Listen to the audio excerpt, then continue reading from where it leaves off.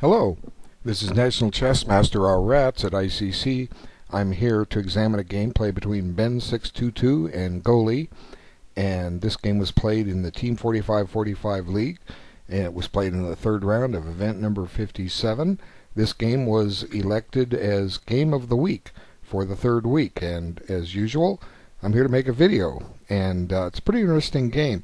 And I want to just preface with a little bit of a discussion about transposition. What transposition is when you start out in one opening and end up in another by doing things in a different move order. And what I want to give a historical example that maybe a lot of you aren't aware of. Back in 1972, in the so-called match of the century for the World Championship, Bobby Fischer versus Boris Spassky, it got down to game 21 where Fischer had an 11.5, 8.5 lead, and he was just sitting there drawing game after game, closing in on the title. So essentially, for Spassky to retain his title, he needed to tie the match at 12-12. He had to get 3 wins and a draw out of 4 games, and that's pretty tough thing to achieve. But in this particular 21st game, Spassky had white and opened with E4, and Fischer played the Sicilian defense. But what Fischer was able to do was do a transposition into a type of position that arises in the Scotch game, which is very, very drawish. And according to Gligorich's comments on the game in his book that he wrote on the championship, Spassky was just totally disgusted by what happened, how Fischer had tricked him into getting into this position, and as a result, Spassky needed to play for a win. He made an exchange sacrifice, and Fischer covered that and eventually won the game and the title. And this game includes a very surprising transposition, and I'm going to show what it transposes into just with the concept. It transposes into the Ruy Lopez exchange variation, and I wanted to show that first. You should probably all know this, but this is the exchange variation where white captures on c6, and some people have even called it the Fischer ending, because Fischer used to play this. And the idea is it's basically what we call an endgame opening. White tries to go for an ending as fast as he possibly can. Now, this isn't the only way to play the game, but I'm just going to try to show the main idea. If this sequence occurs, and it often does, what's happening here? Well, essentially, this is the strategy for white. If white can trade off the rooks, the knights, and the bishop for all of black's back rank pieces and just reach a king and pawn ending, theory says that white wins. And the reason white wins is because although both sides have 4 on 3 pawn majorities, white will be able to create a pass pawn on the king side, but black will not be able to create a pass pawn on the queen side. Therefore, once white gets a pass pawn, it'll serve as a decoy to keep the black king watching over it, and eventually white will run his king and go chew up the rest of the pawns on the other side of the board, and black will just be lost because he can't compensate. He can't get his king back in time to stop white from then making another queen. So anyway, black has compensation in that white, there's no way, shape, or form white's going to actually force an endgame out of this. Black has the bishop pair for what it's worth, and that gives black adequate compensation, and theory more or less says the game is even. But at least if you understand the principle of the opening, you can then play it. Now, generally it's a mistake, they say, for black to advance his queenside pawns. I learned that when I was rated in the 1400s. My first several months of playing rated chess, I played somebody else with a similar rating. He played the exchange variation and he blundered shortly, but I had started advancing my pawns, and he was lecturing me after the game saying, "You should read Reuben Fine's book, The Middle Game of Chess." He says, "Don't advance your queenside pawns in the Ruy Lopez exchange variation." And even though I had a copy of the book, I hadn't gotten that far yet. And so, okay, fine. I'll learn something new. But anyway, this is the Ruy Lopez exchange, and this is the idea behind it. Now, you're going to be really surprised that we get into a Ruy Lopez exchange by the way this game unfolds, but we'll see how it does. This is so far like a modern defense or Robatsch defense or Perk Anyway, one interesting thing about pronunciation is I just like to throw this in. People are always wondering how you pronounce names, chess players' names or cities, and I have a general rule for it. Say what you want, okay? Somebody should know what you're talking about. You don't have to be precise. Now, sometimes people have names and they come to another country and they change the way the name's pronounced, but I'll give you the best example I can. We all know the capital of France, right? Well, if you're American, you'll say it's Paris. And if you ask somebody in France what their capital is, they'll say Paris.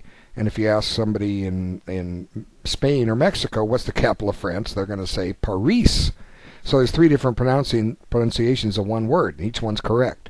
So if there's a correct pronunciation of a chess word, who cares? Okay, people know what you're talking about. You don't have to be precise with it. You're not. That's my opinion for what it's worth. Okay. Anyway, knight f6, and it's now into a perk defense. Often this bishop is placed on e2, but black has achieved equality. Now, the bishop g4 move is kind of interesting. Usually it means that black's going to have to trade that bishop off for the knight, and because it's just going to get tickled here, as you'll see. And I used to play the perk defense a lot when I was rated between 18 and 1900 back in the mid-1970s. I used to play this. It was my opening. And I had decent results with it. I'm familiar with how to play it. And I did have, if I played bishop g4, I usually had to trade it because it sometimes gets in the way. It's where do you put it? You know, if you put it on e6, you get double pawns. If you put it on d7, you're taking away squares from maybe your queen will want to go to, or a knight. You never know.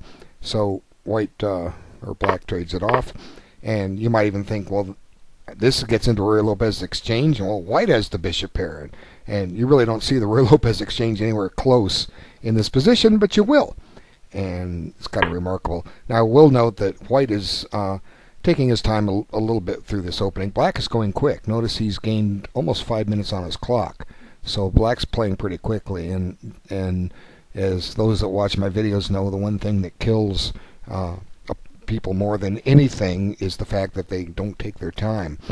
So, but this is a relatively easy position to play for black, so a lot of times we can forgive somebody for going quick in an opening. Now, rook d1, I don't like to put the rook there. There's let me give you a reason here. Generally speaking, you want your minor pieces out before you move your rooks. Okay, then you move your queen so your rooks are connected. Then you got to figure out where you want your rooks. Now, there's always a question that's kind of interesting. It's like right rook, wrong rook. I don't, or you've heard it in different terms. In other words, if two rooks can go to a same square, which one's the correct rook to put there? And sometimes there's no exact answer, and sometimes it's kind of obvious. Let's assume for a moment that this bishop wasn't on e3 or c1. It's on e3. Okay, let's just put it somewhere else. Now the question, if white wants to put a rook on d1, which is the correct rook to put there?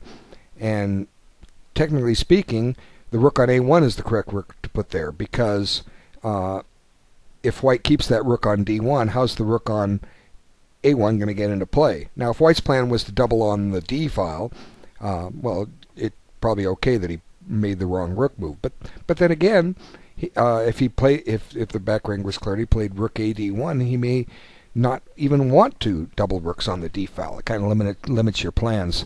So the d4 square is under attack. Logic says to me, develop a piece and defend.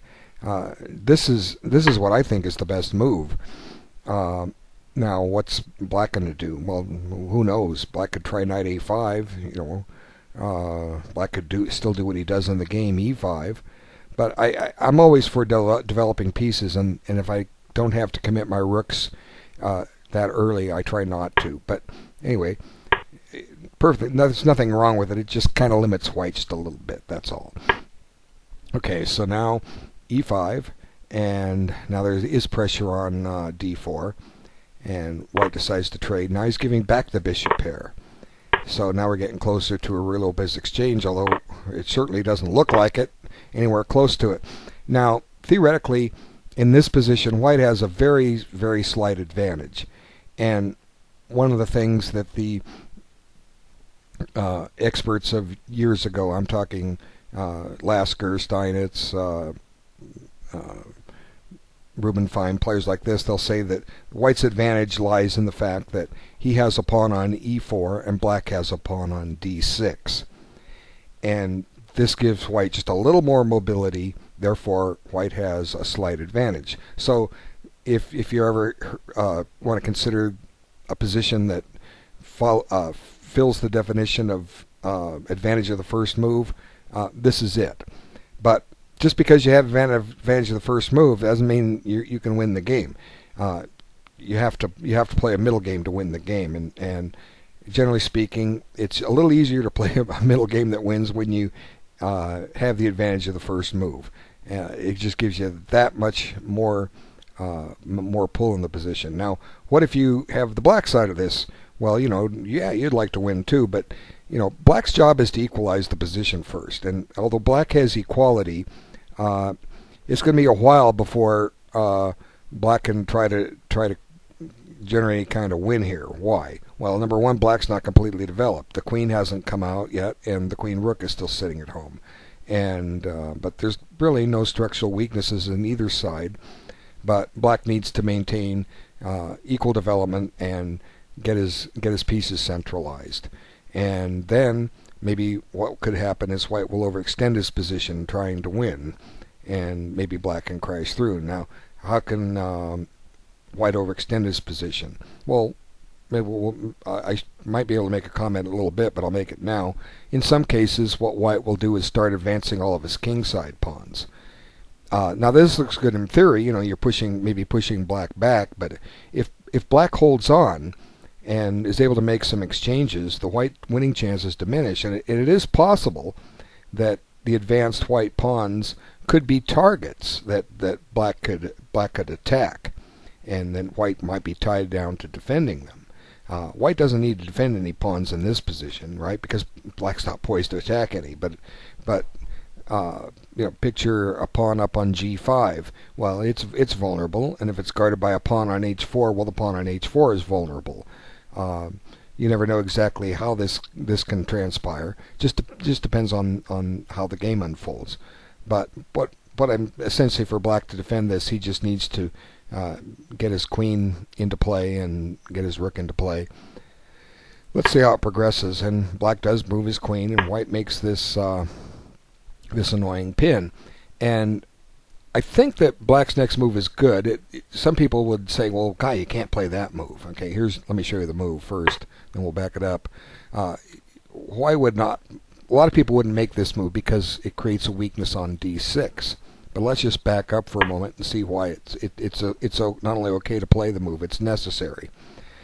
Okay, white's threatening to play knight d5 here. And what does knight d5 do? Knight d5 makes that queen drop back. Okay. Now, one thing you might say, well, let's let it drop back and bring the rook into play. Well, there's a problem. c7 is hanging. Okay. So even though that's a useful maneuver to clear the back rank, swing a rook over, then come back, it's not going to work in this case. If you play h6, well, knight d5 comes in anyway, okay? And you still have to go back to d8, and it looks like white can, well, let's see. You can get crazy here. Let's see. You don't have to play this, but you could. Well, hey, just do it this way. Hey, let's do this. Win that pawn. And if black goes after a pawn, fine. White's getting much the better of this real quickly here. c7 is loose. White's very aggressively posted, so h6 is just bad. But c6, like I was saying in the beginning, a lot of people wouldn't want to make this move because it weakens d6. But I want to comment about one common opening, very common opening actually, the Sicilian defense. There are a lot of variations in the Sicilian defense where black will accept a backward pawn on d6. Boleslavsky and Sveshnikov, and I think the Pelican Sicilian. All these are positions where black will have a pawn structure, pawns on d6 and e5, and white's never able to really go after that pawn and win it. Often black has a bishop on e7, which secures it. Plus, it can be guarded from behind with a rook on d8 and a queen on c7, and black is usually fine. And even in the Najdorf Sicilian, where the pawn's on e6, or the Schwedigen Sicilian, where the pawns are on e6 and d6 also, the pawn is basically safe.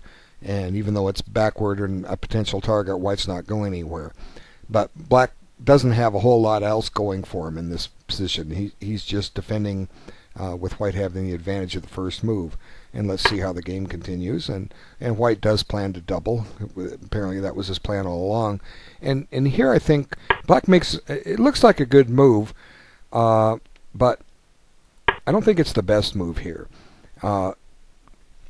All black needs to simply play is rook over here, okay?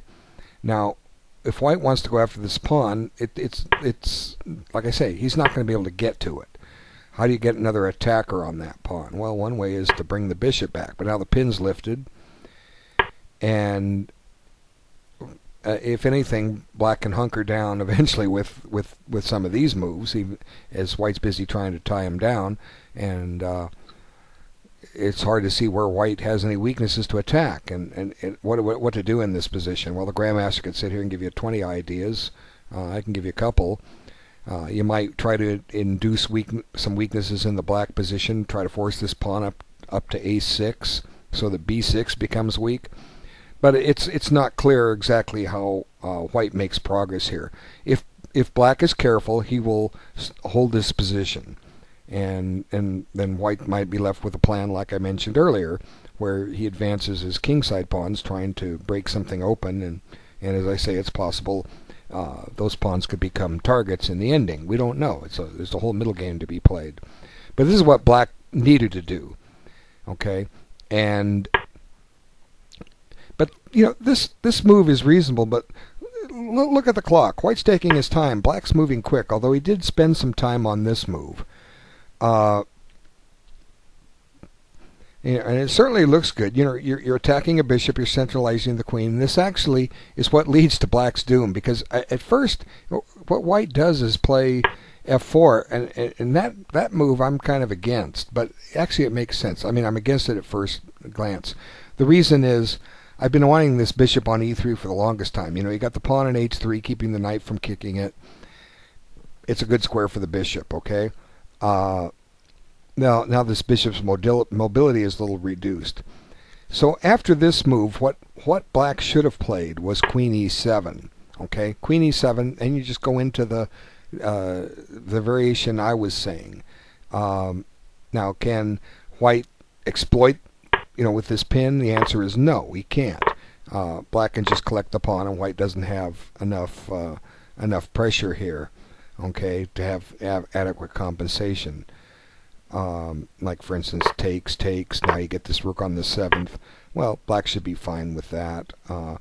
And black has the bishop here, and he's a pawn up. Rook b8.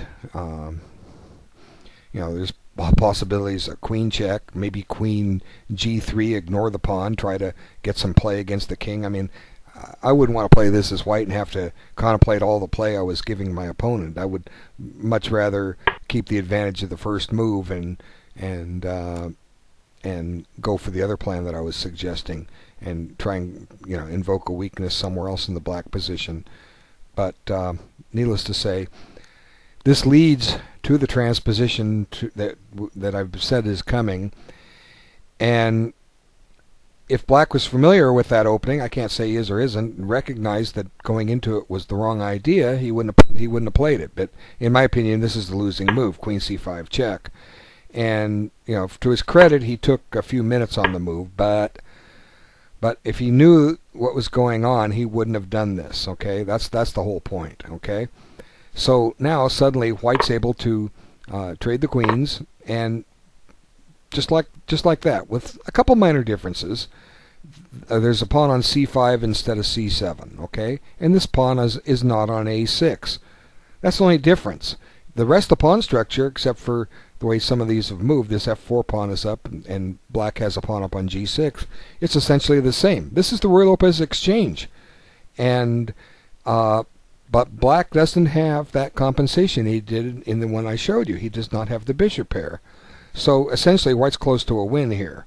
Okay, all white needs to do is trade down to an ending, and the game's his. And at first thought, I thought, okay, white took here. At first thought, I said, well, wait a minute. Doesn't e5 win? Because let's look at the options. Okay, if knight e8, that's just dropping material. Okay, bishop e7. Where else does the knight go? Knight d7. Yeah, the rook takes. That's that's bad. Okay, knight d5. Well, there's a pin, but I think white's gonna. Oh no, there's no pin. Bishop takes d8. Duh. These one movers kill me every time. Okay, takes, takes. White's just a pawn up. Okay, you're running out of knight moves here. Clear. Oh, I just want to throw this in. This is kind of funny. Just take the knight, and if you take the bishop, hey, look at this. Now, black either has to give up a piece or park it there on h8 where it's never to move again. Ew. White's not up a piece, but in practicality he is. Who wants to play that? It's black. No thanks. But actually, it's kind of surprising. Black has a resource here, knight h5, and now if g4, it looks like this knight is trapped, but black has this little trick here. He's attacking this bishop, and the point is, if the bishop moves, hey, the knight gets out. So it's almost like white has a win here. And I'm sure he saw it because he spent some time on this move with e5. See, look, he spent a good 12 minutes on the move. So I'm sure he wanted to try to make it work, but he found that black had a resource. Would black have found it? Probably. When you get desperate, you start finding things. Basically. I know one line of thinking is I'll play this and hope he doesn't see it. Well, gee, when you paint a tiger in the corner, what's it do? Or a lion in the corner? It's going to fight. You're basically forcing black to find this continuation. Clearly every other move is immediate loss, and here, if you try this. Eventually black's going to find f6 and he saves the day. Now if you take the knight gets out, and it seems to me like white's given up a little bit, because white can get so much more with what he did. He made the right choice. Let's just get to the key position. He plays e5. Oh no, I'm sorry. Bishop takes first, and then e5. Shutting the bishop down. At first, it looks kind of awkward to have pawns on the same color of the bishop, but not to worry. Okay, let's. Now here I think black helps white out by going into an ending. Although maybe black still had some drawing chances. We'll discuss those as they arise. But this just gives white what he wants. Okay, white wants to get into an ending because he's going to win it, especially if he can trade off the minor pieces. And the reasons have already been given. That's a nice little move, and then just drop the bishop or the knight back. Now we're so close to having the winnable ending that I've talked about. It's now up to white to continue. White eventually will create a pass pawn on the king side, but I think white conducted the ending very nicely. Now at this point, maybe black could have considered playing b5. Although it shouldn't really make a difference. These pawns are just not mobile, and white stops that with c4. Again, white, as I mentioned earlier in the discussion of the Ruy Lopez exchange, those pawns cannot force a passed pawn. I had a game once back in 1974 where I was rated in high 1800s. I was playing a player in the high 1900s. He was good. He'd beaten me before. But I got him into a Ruy Lopez exchange. But I had some differences. I ended up with double pawns over here. My b pawn had taken on c3, plus I had a backward pawn. My e4 pawn was backward. This pawn was back on G7. This one was up on F6. But I still was able to force a win in the king and pawn ending. Essentially, even though my king was on E3 and his king was on E5, he eventually ran out of pawn moves and he had to back up his king. And then my king comes up to F4 and he has to back up his king again. And then I get rid of the backward e-pawn and I'm left with a pawn majority on the king side. And eventually I made a pass pawn there. He sent his king after my pawns and mine were quicker. It's an interesting ending. Anyway, enough of that. Let's see what happens here. I'll try to propose a better defense for black here in a moment. And here's the moment to suggest a better defense for black. Okay, if white will get a pass pawn, but black wants that pass pawn as close to the center as he can. And the reason is, if a pawn is an outside pawn, it means something's got to stay farther away from the rest of the board to keep an eye on it.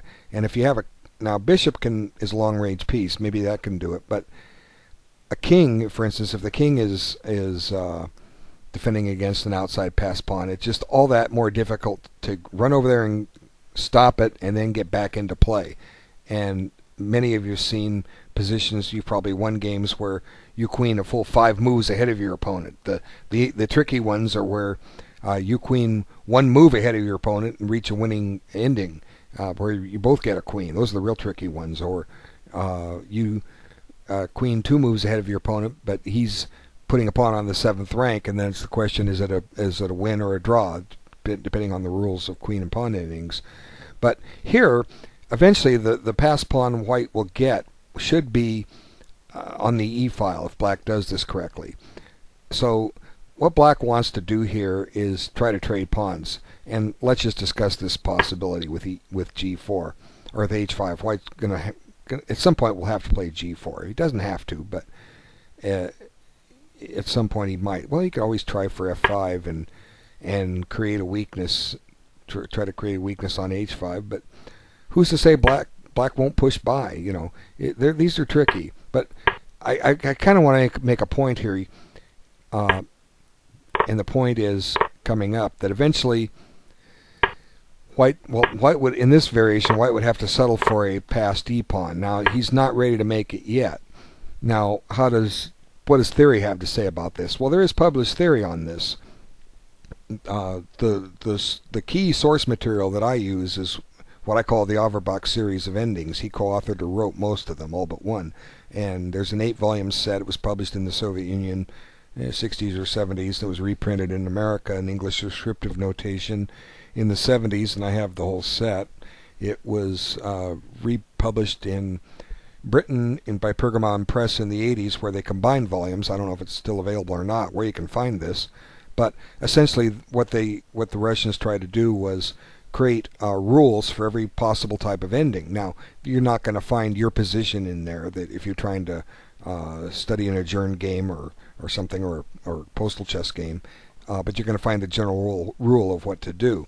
And they'll cover, like I say, the 8 volumes. There's king and pawn endings, there's rook endings, there's knight and pawn endings, bishop and pawn endings, bishop versus bishop, or I just said that, bishop versus knight, and then there's rook versus minor piece, and queen versus rook or minor piece, and then queen versus queen. And they give all the basic rules, like one side has a positional advantage, one side has a pass pawn, one side has a better bishop, one side has a better knight. Like I say, they cover all the rules, and you should find the rules here. And one drawable position is when the bishop versus the knight, but again, it's not guaranteed. Black's hope lies in the fact that his king is never going to have to stray too far here. Now, would white have? But white didn't have to go this. I pointed out he could play to keep the black, try to keep the black pawns weak over here. But here, eventually, white's going to have to transfer this knight to F4 and then push E6 to get his pass pawn. And note that black doesn't have a defense necessarily of trading the bishop for the knight at some point, because he'll be left with a lost king and pawn ending. So, backing up just a little bit, just to have a little discussion. if you're playing white here, maybe you want to try to get your pass pawn directly and leave a couple of potential targets here. See here, white's threatening to take and get his pass pawn and keeps some wood on the board, okay? And if black takes, it creates a weakness right here, and this could be fatal, especially because if white will end up with a outside pass pawn, and there's a lot of ways to do that, even if you can't win this pawn. One way is eventually to force e6 in, and then when you have g4 in, you're going to get an outside pass pawn, and then you work on collecting that pawn on e6 at the right time. But anyway, I think this actually helps white, and we'll see how it does here in a moment. Now there's a pawn on b2 that needs tending to, and now look at those pawns. They're invulnerable. They will not be bothered this game. And white just goes about his business. And I don't think putting that pawn there helped black any, because now he's going to have to defend it with his bishop. And white gets his pass pawn. And now he just starts maneuvering. Now white just ignores that. He doesn't want to take. See, white's planning to enter the position with his king. And black's manages to trade some pawns off, but haven't done much good. Black has the same number of pawns, but in effect he's a pawn down in this position, and then white has an advantage on of activity here on the king side. He's going to penetrate, and white just takes his time, doesn't hurry, doesn't worry to collect that pawn as soon as he can. We'll see that in a moment. See, now he activates the knight, and white could make a check and take the pawn, but he can take the pawn, get it a little quicker here. He's going to be getting it anyway. He just takes it when it's he thinks it's time. He just shuts off all play by black, and he avoids having some of these nightmare scenarios where black tries to hem the white king in, so that eventually get a stalemate. But then you have to stop and count, like. Counting and queening is one of the best ways. You start imagining your king going over here. You count how many squares it gets to there, and then to here, and then to get the king out of there, and then to shove the pawn. Then you look for the other side, and you count how many moves it takes to get over there and grab a pawn and get this thing running. And sometimes there's a thing to tip the apple cart over. There's a little surprise move in there. One side doesn't stop and collect the pawn. He goes and defends pawns instead and puts you in some other kind of zugzwang. You got to be very careful about those. But white just avoids all complications and wins it on his own time, his own conditions. Yeah, pawn's not going anywhere. What can black do? The answer is nothing. So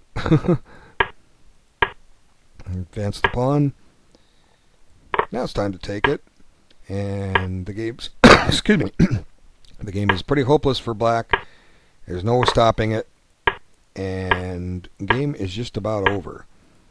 And at this point, black resigned. Well, I thought it was a very well played game by both sides. Just a little suspect about going into the Lopez exchange. Otherwise, it's, and I think maybe black didn't play the inning quite as well as he did, but it was a tough position to defend, and you just need a little bit of an advantage. Or at least understanding of how to play certain positions. Those things combined can lead to wins, and I do believe that white realized he was in an exchange with Lopez and knew exactly what to do. I think maybe black didn't realize it, or like Spassky, he shook his head in disgust when he saw what Fischer had done to him by taking him into the Scotch game. Who knows? But overall, the quality of play was good, and both players to me, are good players, and I wish them all the best of luck in their future endeavors. And I want to thank all of you for taking time to watch this video. Take care. Thanks.